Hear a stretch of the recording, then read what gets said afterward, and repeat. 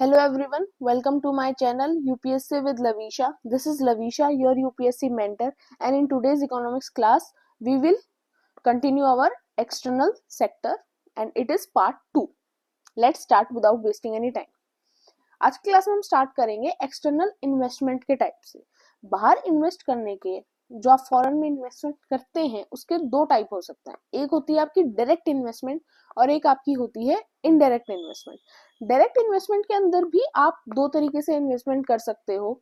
एक होती है होली ओन सब्सिडी, जिसके अंदर क्या होता है कि कोई भी इंडिविजुअल किसी भी कंपनी के अंदर अपनी इन्वेस्टमेंट को करते हैं। कि सपोज करो कोई अमेरिकन इंडिविजुअल हैं और उनको इंडिया की कोई भी कंपनी, चाहे वो कोई भी हो सकती है, फॉर एग्जांपल आपकी इन्फोसिस है, उसके अंदर वो इन्वेस्ट करना चाहते हैं तो वो डायरेक्टली उसके अंदर इन्वेस्ट कर देंगे कुछ पैसा।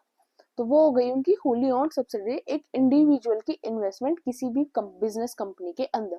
वहीं जॉइंट वेंचर क्या होता है कि जो भी कोई डोमेस्टिक कंपनी है उसके बीच में और एक फॉरेन कंपनी ने, दोनों ने मिलकर ही कोई चीज स्टार्ट करी और दोनों के बीच में काफी ज्यादा शेयरिंग है कि हाँ, जो फॉरेन कंपनी है उसकी भी नियर अबाउट आपको 40 to 50% शेयरिंग वहां पर मिलने के चांसेस होते हैं। और पूरी चीजें, सारी चीजें उस फॉरेन कंपनी और जो हमारी डोमेस्टिक कंपनी होगी उनके बीच में काफी अच्छी तरीके से रिलेट कर वो चीज आगे चलेगी। वहीं अब बात करते हैं इनडायरेक्ट इन्वेस्टमेंट की। उसके अंदर आपका आता है इन्वेस्टमेंट जो हम करते हैं FII के अंदर, फॉरेन इंस्टीट्यूशनल इन्वेस्टर्स के अंदर। इसके अंदर क्या होता है, इसके अंदर होती है कि जो इन्वेस्टमेंट होती है वो होती है म्यूचुअल फंड्स के अंदर, बैंकिंग सेक्टर के अंदर भी हो सकती है, किसी आउटसाइड किसी सेक्टर के अंदर भी हो सकती है, जिसके अंदर आप कोई राइट्स क्लेम नहीं करते, सिर्फ आप एक इन्वेस्टमेंट करते हो to make your own profit.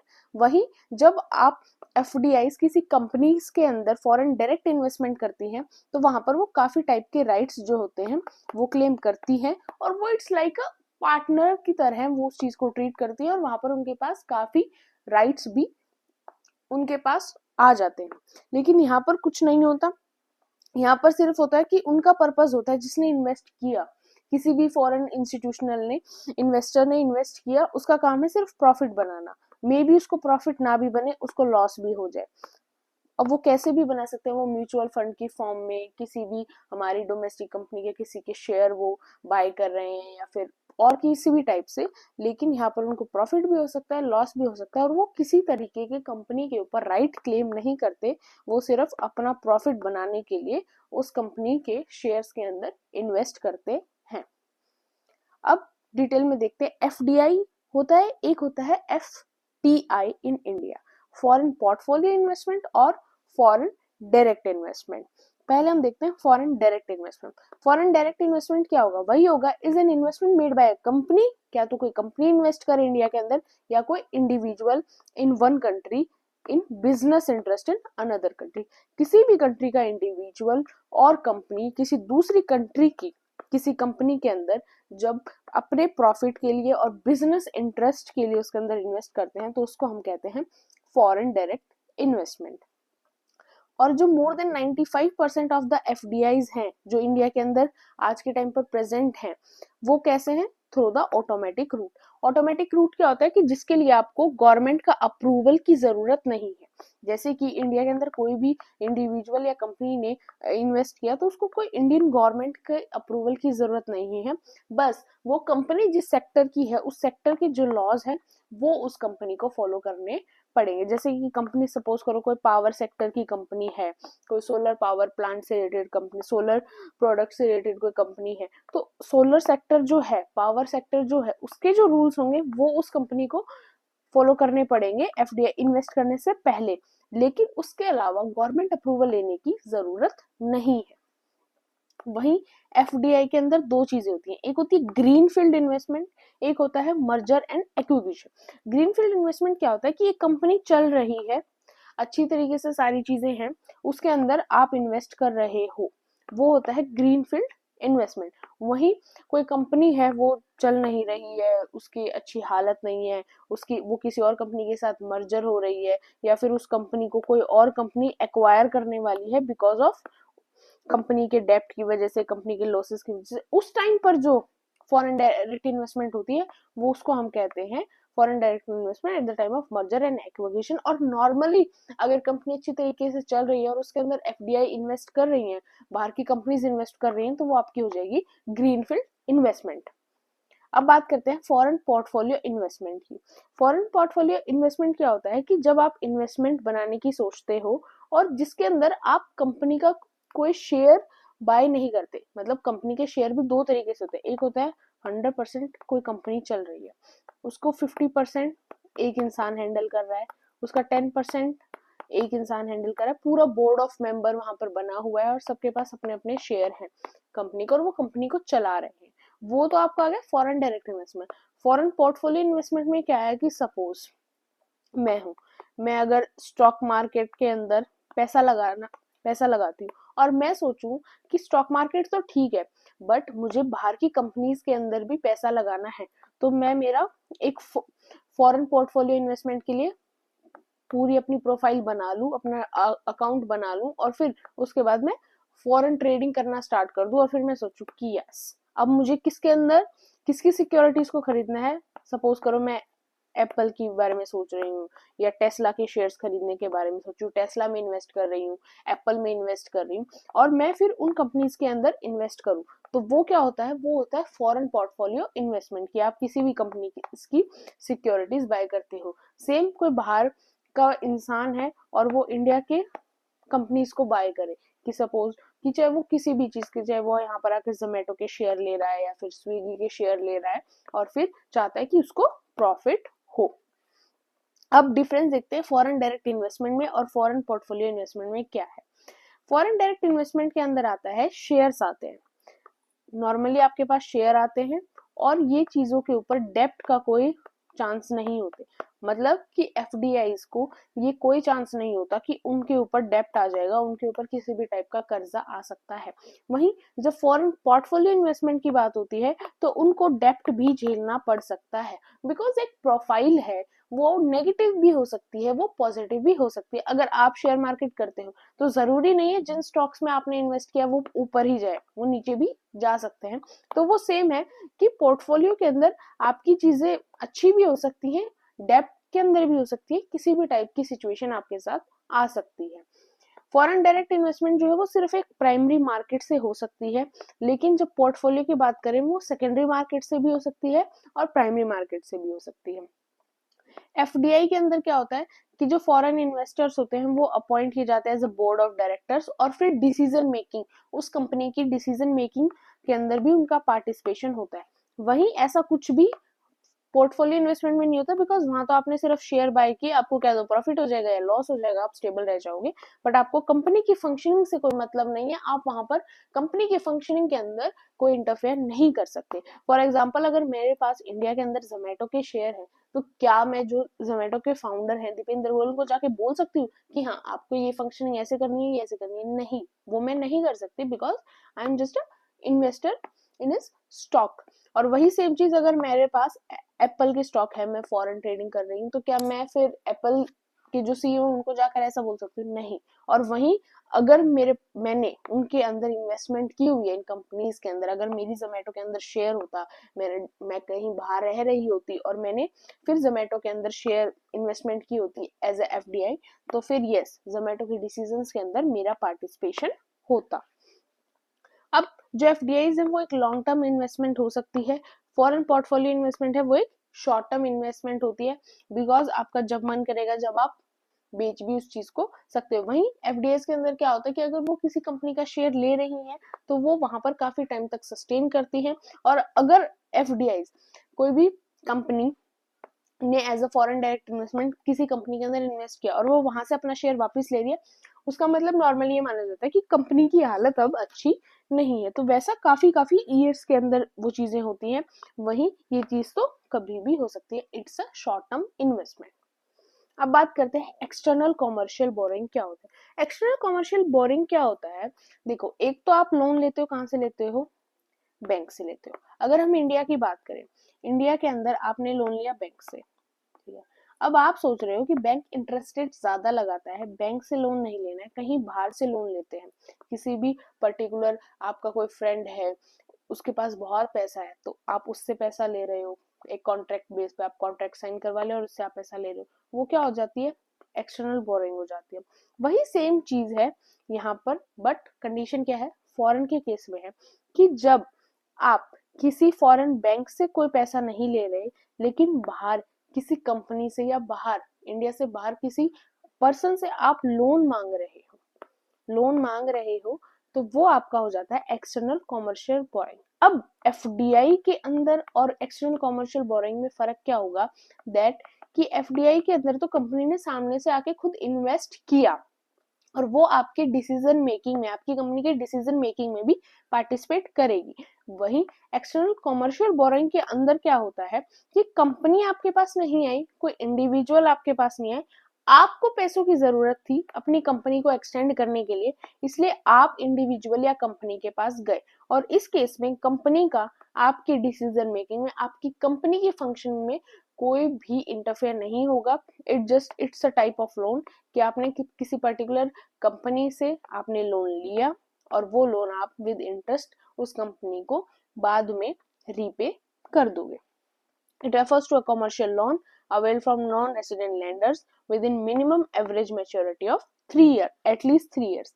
And ECB different है FDI से भी, that FDI is a foreign money invested to a finance equity capital, और whereas ECB क्या है, is any kind of funding other than equity. इसके अंदर आपको equity नहीं मिलती, सिर्फ ये एक फंडिंग का काम करती है। अब दो तरीके के रूट्स हो सकते हैं, एक होता है आपका ऑटोमेटिक रूट, एक आपका होता है अप्रूवल रूट।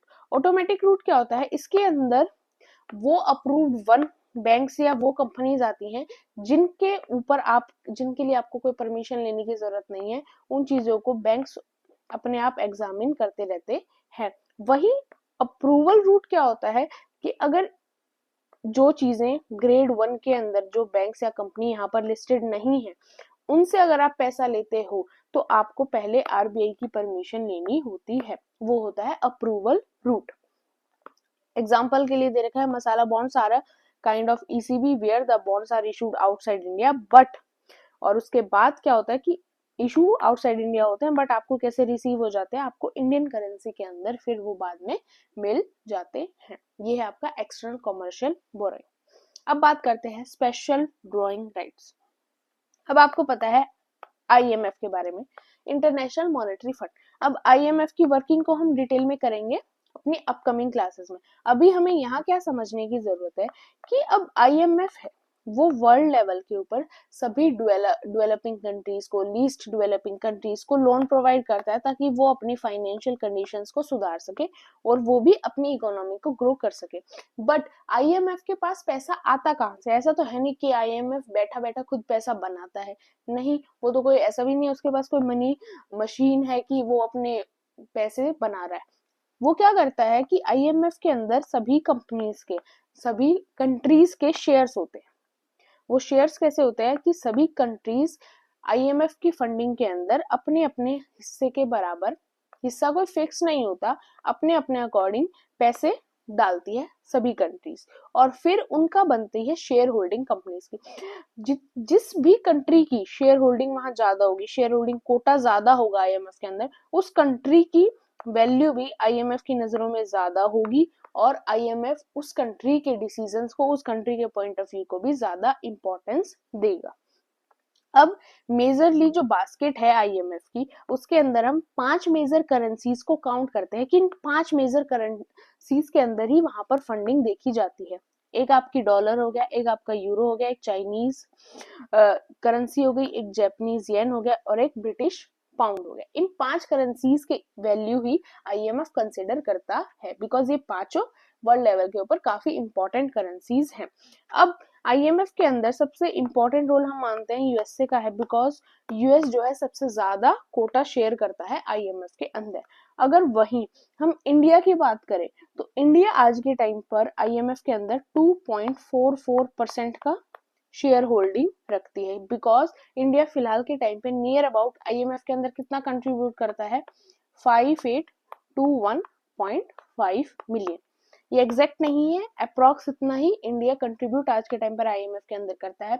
जिसके बाद आईएमएफ की नजरों में इंडिया 13th लार्जेस्ट नेशन है। मतलब इंडिया से पहले सिर्फ 12 नेशन ऐसे हैं जो इंडिया से ज्यादा आईएमएफ के अंदर कंट्रीब्यूट करते हैं। और ऐसा नहीं है कि ये चीजें पैसे उनको आईएमएफ के पास आपको सबमिट कराने होते हैं, वहां पर लॉकर है उसको खोलोगे तो उसमें आपको पैसे ही पैसे मिलेंगे। ये सिर्फ एक पेपर की फॉर्म में होते हैं। बट जब भी आईएमएफ को किसी कंपनी को या फिर किसी भी अदर कंट्री को, कोई अफ्रीकन कंट्री को लोन देना पड़ गया और उसको पैसों की जरूरत है, जब वो उस चीजों को ट्रांसफर आपसे करा लेगा, उससे पहले वो चीजें सिर्फ पेपर की फॉर्म में होते हैं, पेपर गोल्ड की फॉर्म में होती है। सिर्फ एक एंट्री होती है कि यस ये कंट्री का कंट्रीब्यूशन इस साल का इतना चल रहा है, इस कंट्री का कोटा अभी फिलहाल ये चल रहा है। सिर्फ वो एक एंट्री टाइप में चीजें होती हैं। बट वो एंट्री टाइप में ऐसा नहीं, आप ऐसे भी कुछ भी लिखवा सकते हो, वो आप उतना ही वहां पर मेंशन करो जितना ऑन द स्पॉट कंट्री के पास हो आईएमएफ को देने के लिए। नेक्स्ट है global depository receipt, American depository receipt. बात दोनों की सेम है, फर्क ये है जब केस अमेरिका की बात हो, जब हम American depository receipt word use करेंगे, अमेरिका के अलावा किसी भी कंट्री की बात हो तो global depository receipt word use किया जाएगा। अब इसके अंदर क्या होता है, ये एक नेगोशिएबल इंस्ट्रूमेंट होती है जिसके अंदर हम ट्रेड करते हैं। बस फर्क क्या है, एफपीआई क्या था, एफपीआई ये था कि फॉर एग्जांपल मैं मेरा अकाउंट बनाऊं किसके लिए, फॉरेन इन्वेस्टमेंट के लिए। जो फॉरेन इन्वेस्टमेंट, जैसे हमारी कंट्री के स्टॉक मार्केट के लिए आपके पास काफी ऐप होते हैं, ग्रो ऐप होती है या फिर एंजल वन है या फिर जरोदा है, वैसे ही वर्ल्ड लेवल के ऊपर ट्रेडिंग करने के लिए उनकी अपनी ऐप होती है, वहां मैं अकाउंट बनाऊं फिर मैं फॉरेन करेंसी के अंदर ही ट्रेड करूं, तो वो तो आपका हो गया एफपीआई।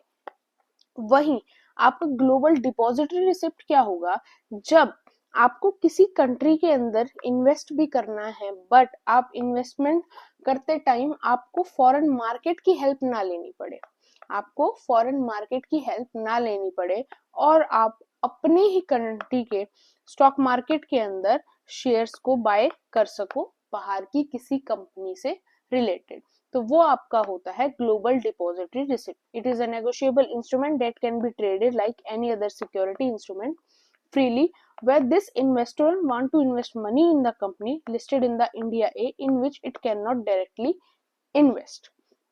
क्या होगा, under this overseas depository bank give an acknowledgement slip to the investor that some shares are being held on your behalf. अब मैं बताती हूँ कैसे होगा कि फॉर एग्जांपल इंडिया के अंदर ये काम कौन कौन करता है, ग्लोबल डिपॉजिटरी रिसिप्ट इशू करने का। अगर इंडिया के पर्सपेक्टिव में बात करें तो आपका एसबीआई इशू करता है, ठीक है, आपका एक्सिस बैंक इशू करता है, सभी बैंक नहीं करते, एसबीआई करता है, एक्सिस भी करता है, एक दो बैंक और करते हैं।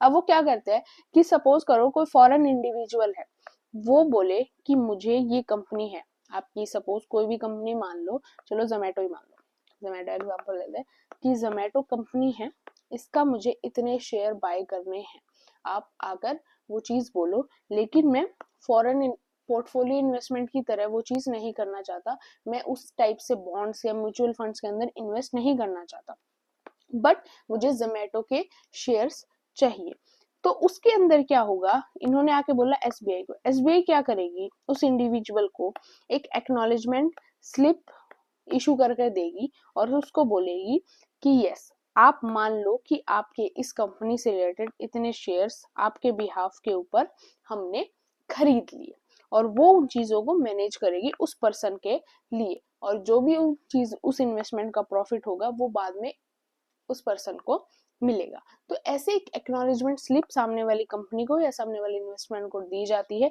जिसके बाद उस सामने वाले इंसान को फॉरेन मार्केट का सहारा भी नहीं लेना पड़ा और उसने किसी और कंट्री के अंदर, किसी और कंट्री की कंपनी के अंदर उसने इन्वेस्ट भी कर दिया। तो हर जगह की अपने अपने बैंक्स या फिर अपनी अपनी चीजें होती हैं जिस तरह से उस कंट्री के अंदर आप इस टाइप से इन्वेस्ट कर सकते हो। इंडिया के अंदर आपका एसबीआई है जो इन चीजों के ऊपर आपको एक्नॉलेजमेंट स्लिप देता है, आपका एक्सिस बैंक भी है और काफी और भी है।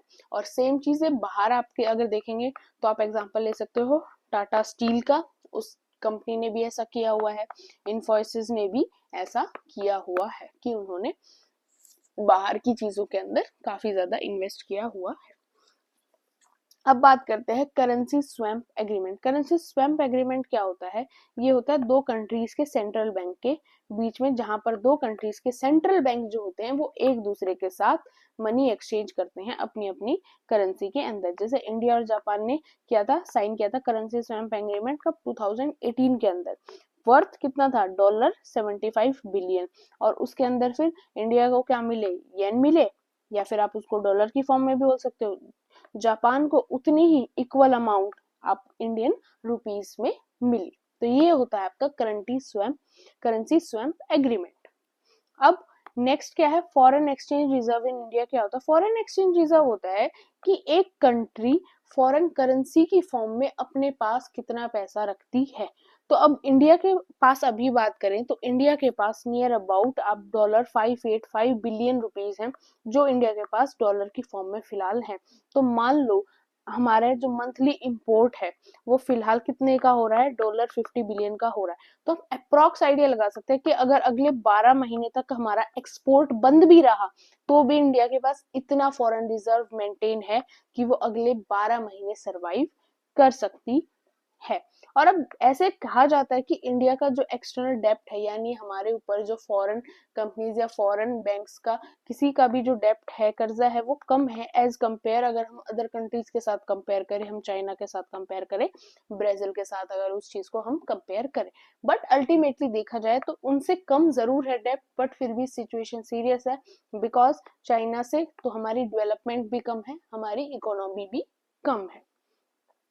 अब बात करते हैं foreign exchange rate determination in India. एक होता है डेप्रिसिएशन। डेप्रिसिएशन क्या होता है? कि करेंसी का गिर जाना। कि फॉर एग्जाम्पल आज है $1 इज इक्वल टू 83 रुपीज, और आप 4 दिन बाद देखो तो $1 इज इक्वल टू 85 रुपीज हो गया। तो वो क्या होगा? करेंसी आपकी और डेप्रिशिएट होती चली गई।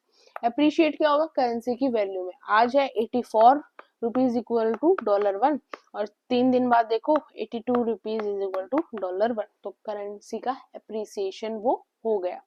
वहीं डिवेल्युएशन क्या होता है? कि जब ऑफिशियली सेंट्रल बैंक यानी आपका आरबीआई ऐसा कुछ करता है कि जिससे कि करेंसी की वैल्यू कम हो जाए। वो कंट्री की इकोनॉमी के लिए, इन्फ्लेशन रेट को बचाने के लिए, काफी चीजों के लिए होता है। तो जब ऑफिशियली रूप से ऐसा किया जाता है तो वो होता है devaluation of money, devaluation of currency, जिसमें आपकी ऑफिशियली आपके आरबीआई ने अगर ऐसा किया है तो वहां पर वो टर्म यूज हो जाएगी डिवेल्युएशन।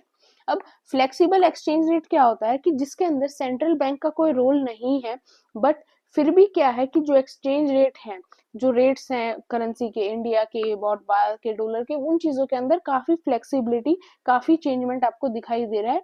सब कुछ काफी फ्लोटिंग उसमें चल रहा है, लेकिन सेंट्रल बैंक ने उसके लिए डायरेक्टली कुछ भी नहीं किया, या डायरेक्टली ऐसा कोई काम नहीं किया जो इन चीजों को इफेक्ट करे।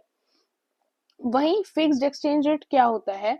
कि इसके अंदर हमने जो मनी सप्लाई के अंदर, मॉनेटरी पॉलिसीज के अंदर देखा था कि जो कंट्री का सेंट्रल बैंक होता है, जैसे हमारी कंट्री का है आरबीआई, वो कुछ ओपन मार्केट ऑपरेशंस यूज करता है, जिसके अंदर वो करेंसी को बाय भी करता है, करेंसी को सेल भी करता है, टू मेंटेन हिज रेशियोज और टू मेंटेन इन्फ्लेशन और टू मेंटेन मनी सप्लाई। हर चीजों के लिए जब आपका सेंट्रल बैंक ही सेल और बाय करता है, ओपन मार्केट ऑपरेशंस करता है, उस टाइम पर हम कहते हैं फिक्स्ड एक्सचेंज रेट होता है। और मैनेज फ्लोटिंग रेट्स क्या होता है? इसके अंदर होता है कि देखो, पैसा जो है वो डॉलर के सामने ज्यादा कम होता दिख रहा है, ठीक है, एक लेवल अप अमाउंट दिख रही है कि डॉलर बढ़ता जा रहा है, पैसा कम होता जा रहा है बहुत स्पीड से। तो उस टाइम पर आरबीआई क्या करेगा?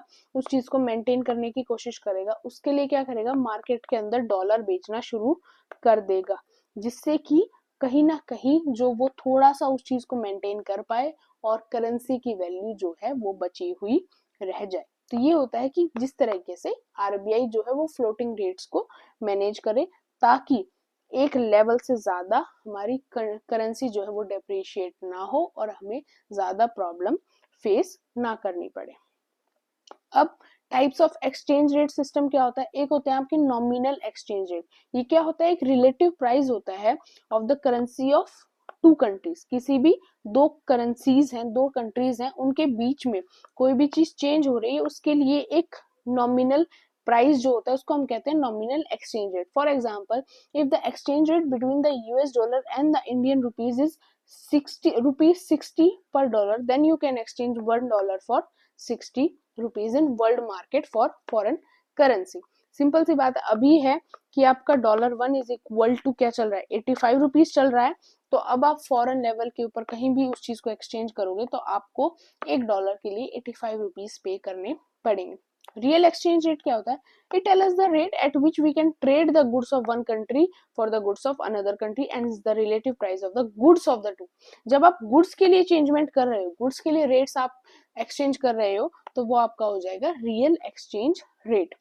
नॉमिनल इफेक्टिव एक्सचेंज रेट क्या होता है? It's the weighted average value of nominal exchange rate of the rupee against the currency of major trading partners of India. जब आपकी जो करेंसी होती है उसको आप किसके साथ, आपके जितने मेजर ट्रेडिंग पार्टनर कंट्रीज हैं, जैसे इंडिया की मेजर कंट्री ट्रेडिंग पार्टनर्स हैं, चाइना है, यूएई है, यूएसए है, उनके साथ आप अपनी जो वैल्यू है, अपनी वैल्यू उनकी करेंसीज के साथ जब उन चीजों को देखते हैं, उनकी एवरेज वैल्यू देखते हैं, तो वो होता है आपका nominal effective exchange rate. Real effective exchange rate क्या होगा? जब आप रियल एक्सचेंज रेट होगा जब आप रुपी को against the currency of major trading partners के साथ एवरेज करके देखते हो रियल एक्सचेंज रेट्स को। For example nominal exchange rate लोगे तो आपका आएगा नॉमिनल इफेक्टिव एक्सचेंज रेट। वहीं जब आप रियल एक्सचेंज रेट लोगे जो गुड्स के लिए लेते हैं हम, तो आपका आएगा रियल इफेक्टिव एक्सचेंज रेट।